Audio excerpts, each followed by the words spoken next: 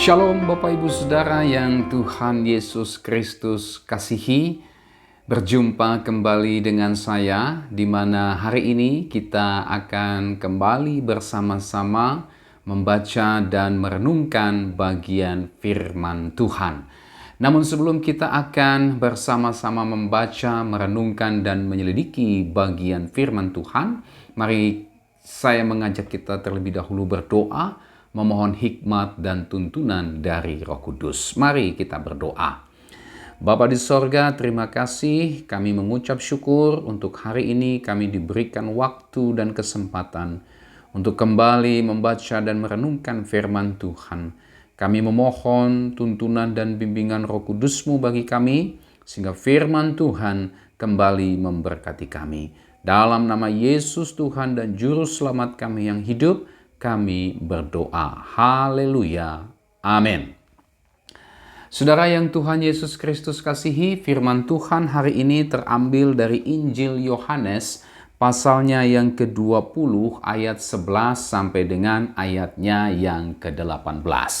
Mari kita melihat dan membaca bagian tersebut. Tetapi Maria berdiri dekat kubur itu dan menangis. Sambil menangis ia menjenguk ke dalam kubur itu, dan tampaklah olehnya dua orang malaikat berpakaian putih, yang seorang duduk di sebelah kepala dan yang lain di sebelah kaki di tempat mayat Yesus terbaring. Kata malaikat-malaikat itu kepadanya, "Ibu, mengapa engkau menangis?" Jawab Maria kepada mereka, "Tuhanku telah diambil orang, dan aku tidak tahu di mana ia diletakkan."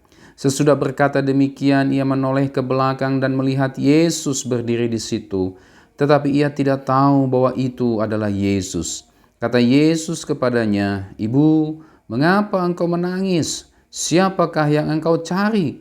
Maria menyangka orang itu adalah penunggu taman, lalu berkata kepadanya, "Tuan, jikalau Tuan yang mengambil dia, katakanlah kepadaku di mana Tuan meletakkan dia, supaya aku dapat mengambilnya."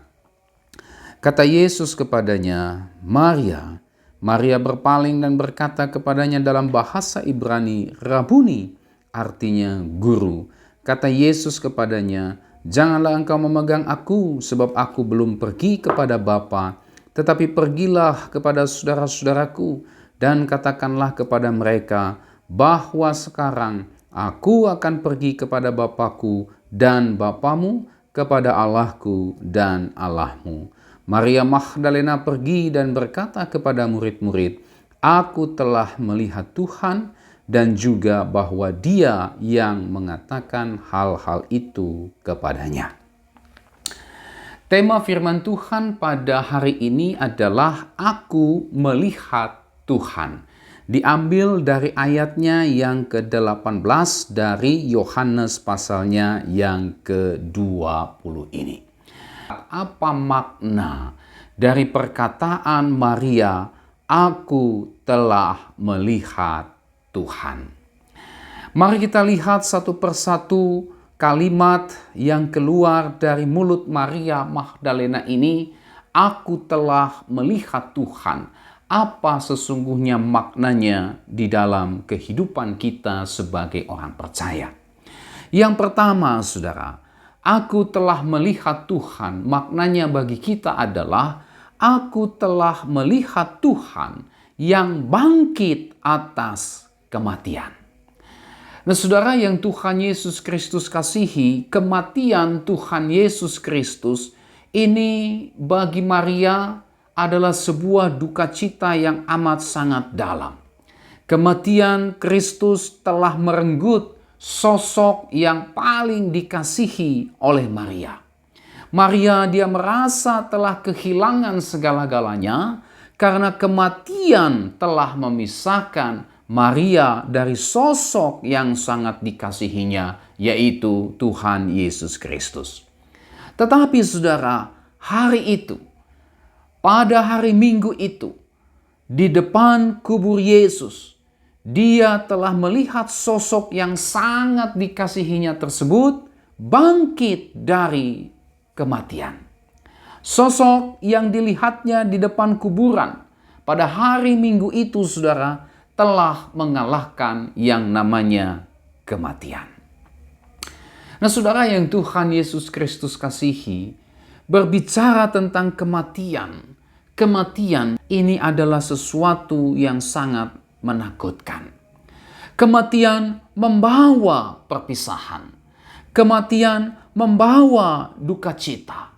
Kematian mengakhiri segala sesuatu. Bahkan kematian membawa keputusasaan. Pertanyaannya adalah, apa sih yang dimaksud dengan kematian? Yang pertama, berbicara tentang kematian. Kematian secara jasmani adalah berhentinya nafas hidup seseorang di dunia ini. Itu artinya dia sekarang terpisah dari kehidupan yang ada di dunia ini. Dia tidak lagi memiliki relasi apapun dengan dunia di mana orang-orang hidup ada saat ini. Dia tidak memiliki lagi hubungan karena dia sudah mati. Dia tidak punya lagi atau tidak bisa lagi berkomunikasi dengan orang-orang yang masih hidup di dunia ini. Itulah kematian, keterpisahan seseorang dari kehidupan di dunia ini. Yang kedua, saudara, apa itu kematian? Kalau kita lihat secara rohani, kematian adalah pertama, sebagai akibat dosa, di mana manusia tidak mampu, bahkan tidak mau mengasihi dan melayani Allah. Manusia tidak tahu kehendak Allah. Manusia buta terhadap seluruh kebenaran Allah. Seluruh hati, pikiran, perasaan, perbuatan, dan eksistensinya adalah melawan Allah semata. Kenapa? Ia mati karena dosa. Ini kata Alkitab ketika bicara tentang kematian secara rohani. Yang kedua, secara rohani kematian adalah keterpisahan dengan Allah yang Maha Kasih. Keterpisahan dengan sumber kehidupan, saudara. Bicara tentang kematian secara rohani, ini bicara tentang tidak memiliki persekutuan dengan Allah. Mati secara rohani artinya saudara dan saya tidak bisa menikmati berkat-berkat Allah. Mati secara rohani artinya saudara dan saya hidup di bawah kutuk Allah. Yang ketiga, saudara, kematian secara rohani adalah kebinasaan kekal. Apa artinya? Itulah kehidupan di bawah murka Allah selama-lamanya. Kita tidak bisa lagi mengalami kasih Allah, tetapi yang ada kita justru berada di bawah murka Allah selama-lamanya. Inilah kematian secara rohani, itulah kebinasaan kekal. Tetapi saudara yang Tuhan Yesus Kristus kasihi, oleh kebangkitan Kristus, kematian dikalahkan. Oleh kebangkitan Kristus, kematian ditundukkan. Kematian tidak lagi berkuasa atas Yesus Kristus. Dan setiap kita yang percaya kepada Kristus, kita tidak lagi dikuasai oleh yang namanya kematian. Artinya apa? Artinya kita tidak lagi berada di bawah kutuk dosa, murka Allah, ataupun kebinasaan kekal. Kalau kita baca Roma 8 ayat yang pertama, Rasul Paulus menulis di situ, demikianlah tidak ada penghukuman bagi mereka yang ada di dalam Kristus. Artinya apa? Artinya setiap orang yang ada di dalam Kristus telah dibebaskan dari kematian, itulah kutuk dosa, murka Allah, dan kebinasaan kekal. Tidak heran Rasul Paulus berseru kepada jemaat di Korintus yang dicatat dalam 1 Korintus 15 ayatnya yang ke-55. Hai maut, di manakah kemenanganmu? Hai maut, di manakah sengatmu? Nah, oleh sebab itu, saudara yang Tuhan Yesus Kristus kasihi, bagi kita yang sudah percaya kepada Kristus, kematian bukan lagi sesuatu yang menakutkan. Mengapa? Karena Kristus telah menang atas kematian. Kristus bangkit atas kematian, itu berarti Kristus mengalahkan kematian.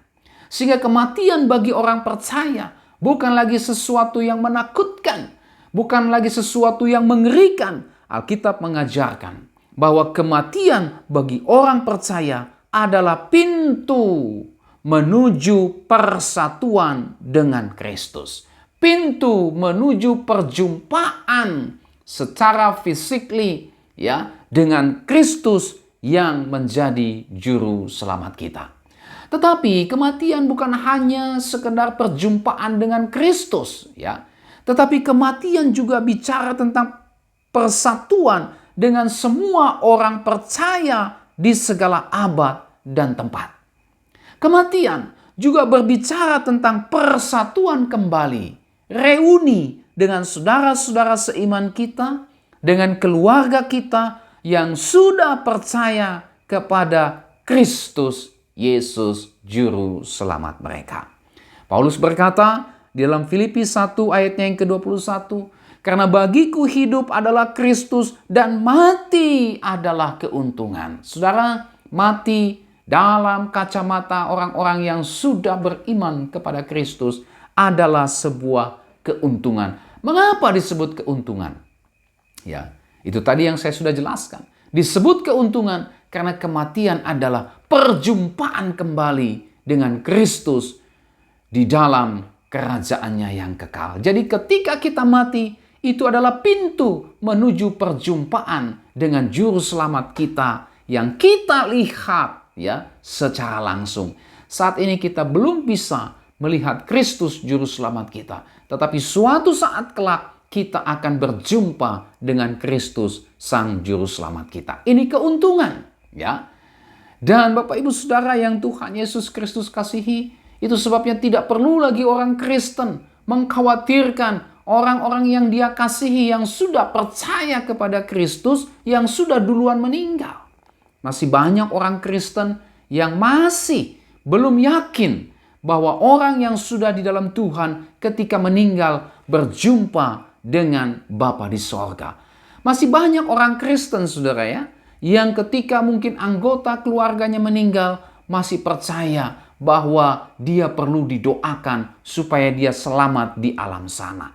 Ini jelas bertentangan dengan iman Kristen. Ini jelas merupakan sebuah keyakinan yang sesungguhnya bertentangan atau tidak mempercayai kebangkitan Kristus yang telah menaklukkan kematian. Sehingga di dalam Kristus, melalui kebangkitan Kristus, kematian bukan lagi sesuatu yang menakutkan, tetapi kematian adalah keuntungan di mana kita berjumpa langsung dengan Kristus Juru Selamat kita.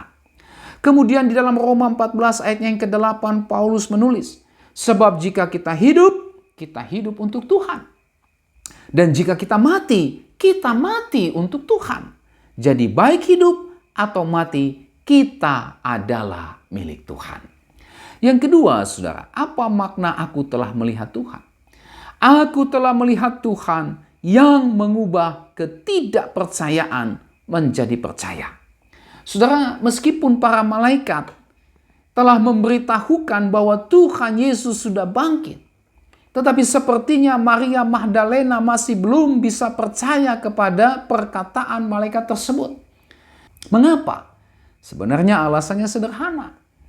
Apa itu? Maria Magdalena tidak melihat Yesus yang telah bangkit itu. Maria Magdalena hanya melihat kubur yang kosong, ya. Tidak ada Yesus yang sudah bangkit itu. Bahkan, saudara, meskipun Maria Magdalena awalnya telah melihat Yesus yang sudah bangkit, tetapi seperti ada sesuatu yang menghalangi pandangannya tersebut, sehingga dia menyangka bahwa Yesus yang telah bangkit itu adalah seorang penunggu taman. Bahkan dia mencurigai ya Yesus yang dianggapnya penunggu taman itu membawa jenazah Yesus. Tetapi saudara, ketika Tuhan Yesus mengangkat sesuatu yang menghalangi pandangan Maria, maka Maria pun pada akhirnya benar-benar melihat dengan jelas Tuhan Yesus yang sudah bangkit dan ketidakpercayaannya segera sirna. Ia sekarang percaya bahwa Yesus telah bangkit. Kenapa? Karena dia melihat sendiri Kristus yang sudah bangkit itu. Nah, saudara yang Tuhan Yesus Kristus kasihi, apa yang dialami oleh Maria Magdalena ini mirip-mirip juga dengan apa yang dialami oleh Thomas, salah seorang murid Tuhan Yesus. Waktu teman-temannya memberitahu Thomas, kami telah melihat Tuhan yang sudah bangkit. Thomas tidak percaya. Lalu kemudian ketika Thomas melihat sendiri Yesus yang sudah bangkit, barulah dia percaya. Tuhan Yesus berkata kepada Thomas, kamu percaya karena telah melihat aku. Berbahagialah mereka yang tidak melihat namun percaya. Itu dicatat dalam Yohanes 20 ayatnya yang ke-29. Nah, pelajaran apa yang kita bisa ambil di dalam bagian ini, saudara? Yang pertama, pelajarannya adalah aku telah melihat Tuhan. Ini berbicara tentang perjumpaan secara pribadi dengan Kristus yang sudah bangkit. Kita yang tadinya tidak percaya menjadi percaya. Kita yang tadinya hanya percaya secara kognitif, percaya hanya sebatas pengetahuan semata, ya, atau dalam istilah Latinnya itu notitia. Sekarang merasakan Kristus yang bangkit itu mengubah hidup kita dan pada akhirnya kita mempercayakan kehidupan kita sepenuhnya kepadanya. Ya. Ini pelajaran pertama yang kita bisa ambil dari ketidakpercayaan Maria. Setelah melihat Yesus, dia menjadi percaya. Ini bicara tentang perjumpaan secara pribadi dengan Kristus. Kita tidak hanya percaya kepada Kristus sebatas pengetahuan saja, tetapi kita percaya kepada Kristus karena Kristus yang bangkit itu mengubah hidup kita, membaharui hidup kita. Dan Kristus yang bangkit itu adalah sebuah kebenaran penting yang kita rasakan di dalam kehidupan kita dan yang membuat kita pada akhirnya mempercayakan hidup kita kepadanya. Pelajaran yang kedua, saudara. Aku telah melihat Tuhan. Ini bicara tentang cara Tuhan mengajar kita untuk semakin dalam mengenal Dia. Ya. Maria selama ini tidak percaya kepada perkataan Yesus bahwa dia akan bangkit. Bahkan ketika malaikat sendiri berkata kepada Maria bahwa dia sudah bangkit, ya, Maria tetap juga tidak percaya. Nah, saudara, melalui peristiwa kebangkitan Yesus, ya, di sini kita melihat Maria semakin belajar untuk percaya lebih dalam kepada Kristus. Kristus semakin dia kenal, pengenalannya akan Kristus semakin dalam. Nah, saudara, ada kalanya Tuhan juga memproses kita sedemikian rupa sehingga kita lebih percaya lagi kepadanya. Mungkin kepercayaan kita selama ini hanya kepercayaan yang sifatnya dangkal. Tetapi melalui berbagai situasi dan kondisi tertentu yang Tuhan izinkan terjadi, bahkan melalui kebenaran firman Tuhan yang kita terus baca dan pelajari, Tuhan pakai itu semua untuk memperdalam pengenalan kita, iman kita kepada Tuhan Yesus. Inilah pelajaran yang kedua, bicara tentang melihat Tuhan, bicara tentang bagaimana Tuhan mengajar kita untuk semakin dalam kita percaya kepada Tuhan.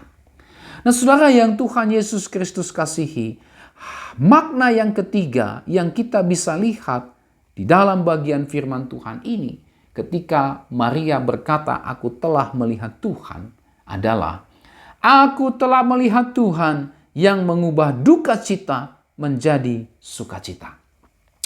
Kalau kita lihat teks yang tadi kita baca, saudara, kita bisa menemukan di situ bagaimana Maria dirundung oleh duka cita yang mendalam oleh karena kehilangan Kristus yang begitu ia sangat kasihi. Selama ini Kristus dia lihat bersama-sama dengan dia. Selama ini Maria Magdalena setia mengikut Yesus, setia melayani Yesus. Dia merasakan kasih Yesus. Salah satunya adalah dia telah atau pernah dibebaskan dari ikatan roh-roh jahat. Dan sejak saat itu dia sungguh-sungguh mengikut Tuhan, bahkan mendukung pelayanan Tuhan. Tetapi setelah Yesus mati, ya, Dia merasa sudah kehilangan segala sesuatunya. Dia mengalami duka cita yang amat sangat mendalam. Air mata duka citanya mengaburkan penglihatannya sehingga ia tidak lagi bisa mengenali Tuhannya yang sudah bangkit itu. Tetapi di hari Minggu itu, duka citanya yang besar itu berubah drastis menjadi sukacita yang besar ketika Maria pada akhirnya mendengar Kristus yang sudah bangkit itu menyebut namanya. Nah, saudara yang Tuhan Yesus Kristus kasihi, kadangkala ketika kita mengalami duka cita karena besarnya pergumulan yang kita alami, ini membuat kita kadang-kadang tidak lagi bisa mengenali Kristus yang hadir di tengah-tengah duka cita kita.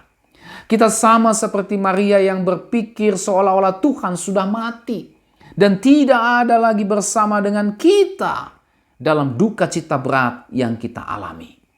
Nah, melalui kisah Maria yang berjumpa dengan Kristus yang sudah bangkit ini, kita diingatkan bahwa Yesus tidak mati. Dia hidup, dia sudah bangkit, dia ada bersama-sama dengan kita. Bahkan dia pun hadir di tengah-tengah duka cita yang kita alami saat ini. Dia mengerti setiap tetesan air mata duka cita kita. Nah, oleh sebab itu, saudara yang Tuhan Yesus Kristus kasihi, percayalah bahwa Kristus hidup. Percayalah bahwa Yesus tahu persis apapun yang menjadi pergumulan yang kita alami saat ini. Meskipun di tengah-tengah duka cita yang kita alami, kita seolah-olah tidak melihat Dia, tetapi Dia melihat kita. Meskipun saat ini air mata duka cita mengaburkan pandangan kita terhadap Dia, sehingga membuat kita sulit untuk mengenali Dia. Tetapi ingatlah, percayalah, bahwa Dia melihat kita dengan jelas dan mengenali kita. Meskipun kita tidak bisa lagi memanggil namanya mungkin karena beratnya duka cita yang kita alami. Tetapi saudara, Dia memanggil nama kita untuk menguatkan dan menghibur kita.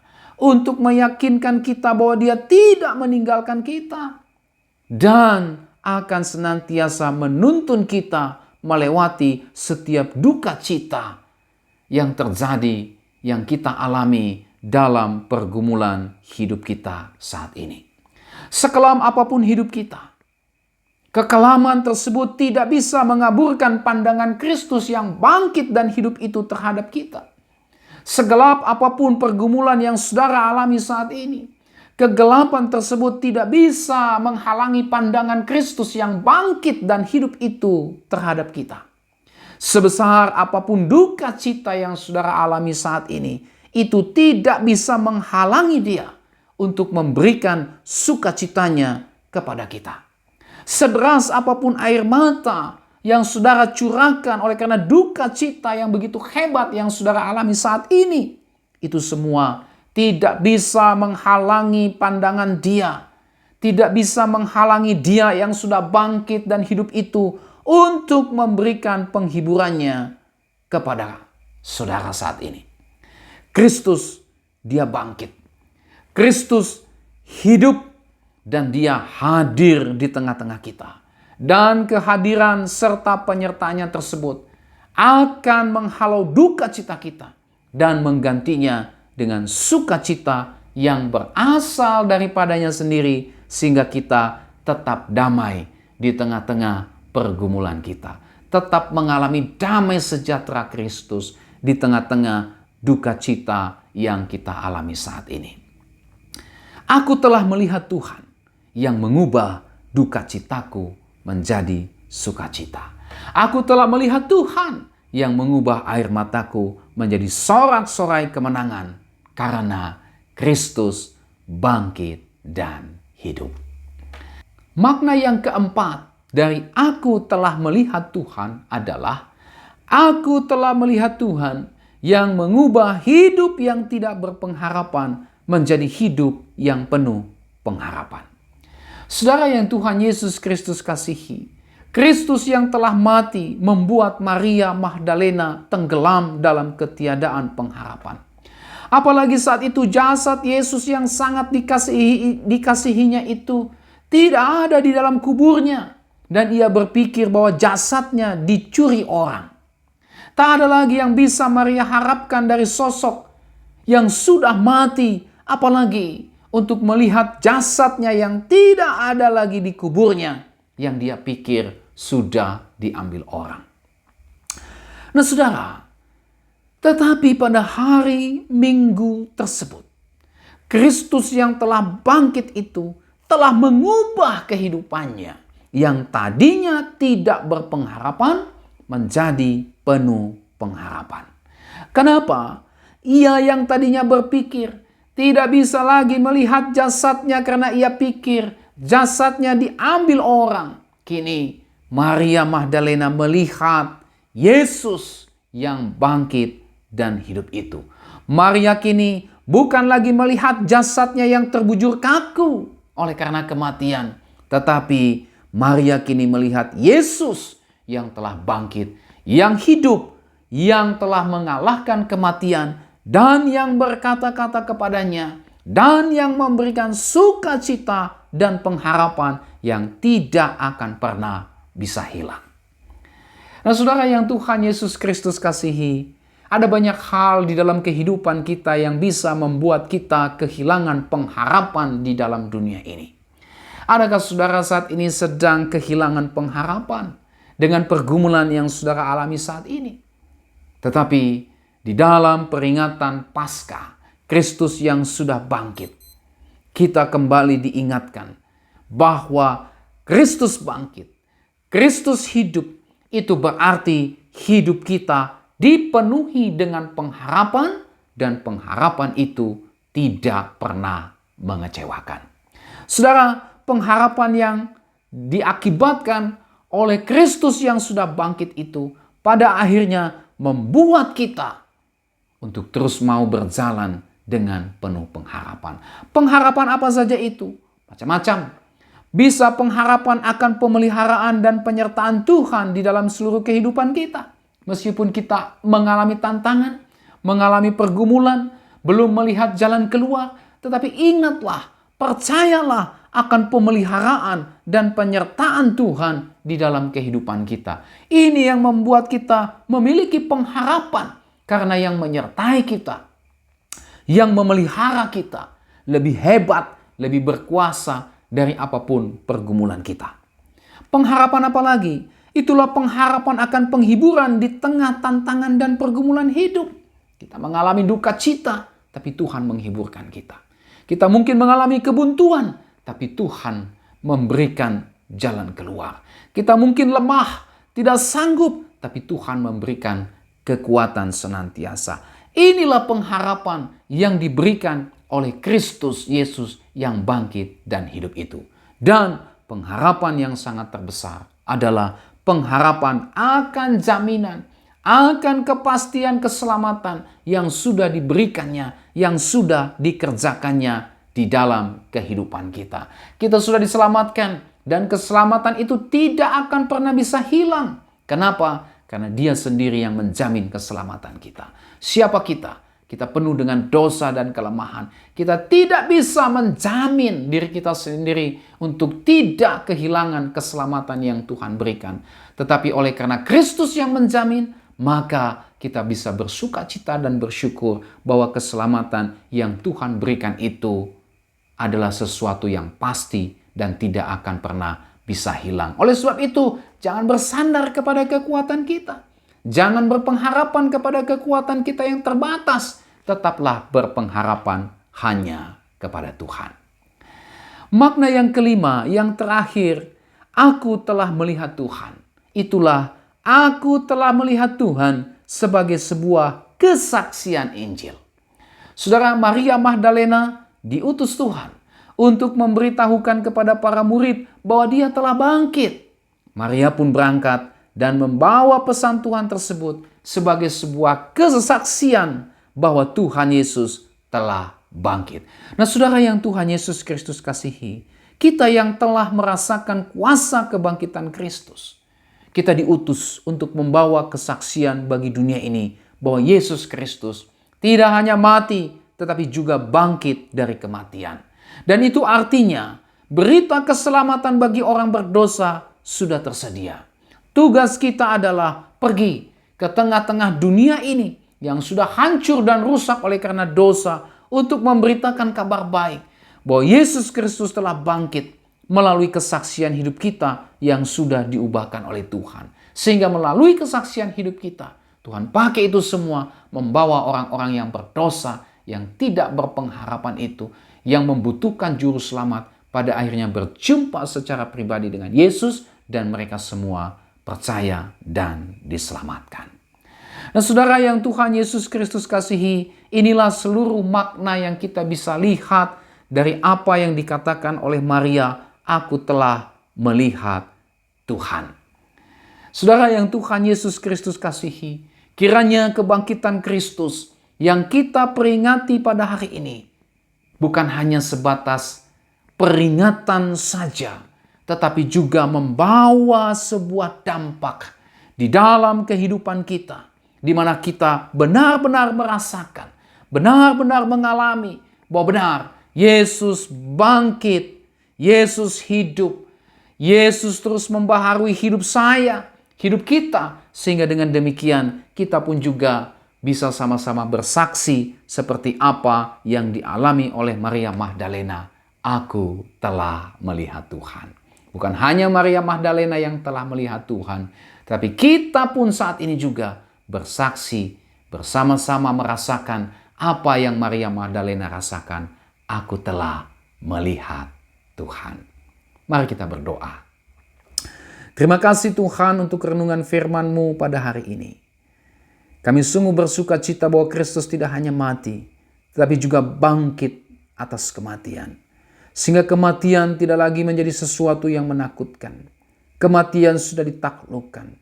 Kematian menjadi sebuah pintu untuk kami berjumpa muka dengan Juru Selamat kami yang hidup. Kematian menjadi sebuah perjumpaan dengan seluruh saudara-saudara seiman di segala abad dan tempat. Inilah sukacita kami. Kristus bangkit dan hidup, berarti keselamatan kami terjamin dan tidak akan pernah bisa hilang. Kristus bangkit dan hidup, berarti tidak ada yang perlu kami takutkan, kami khawatirkan di dalam dunia ini. Sebab Kristus yang bangkit dan hidup itu lebih besar dari apapun persoalan dan pergumulan yang kami alami saat ini Tuhan. Apapun pergumulan yang kami alami saat ini Tuhan, biarlah firman Tuhan ini kembali memberkati kami. Sehingga kekhawatiran kami sirna, duka cita kami sirna, ketidakpercayaan kami berganti menjadi sebuah kepercayaan sepenuhnya kepada Tuhan. Dosa kami tidak lagi kami terus simpan, tapi kami tinggalkan karena Kristus sudah mati dan bangkit untuk menyelamatkan kami orang berdosa ini. Terima kasih Tuhan, berkati kami semua dengan firman-Mu, dalam nama Yesus Tuhan dan Juru Selamat kami yang hidup, kami sudah berdoa. Haleluya. Amin. Saudara, saya mengucapkan selamat Paskah. Sampai kita berjumpa kembali. Tuhan Yesus memberkati saudara dan Shalom.